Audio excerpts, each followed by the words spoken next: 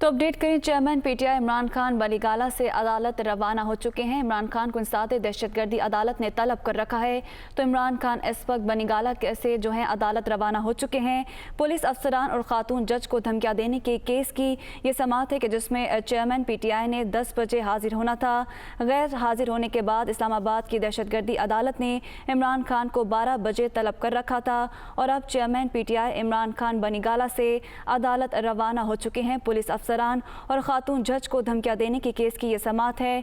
Chairman Pakistan Tehreek Insaf Imran Khan अदालत से गैर हाजिर थे कि 10 बजे ये समाअत होनी थी, जिसके बाद इस्लामाबाद की दहशतगर्द अदालत ने इमरान खान को 12 बजे तलब कर लिया था और इस वक्त चेयरमैन पीटीआई इमरान खान बनीगाला से अदालत रवाना हो चुके हैं।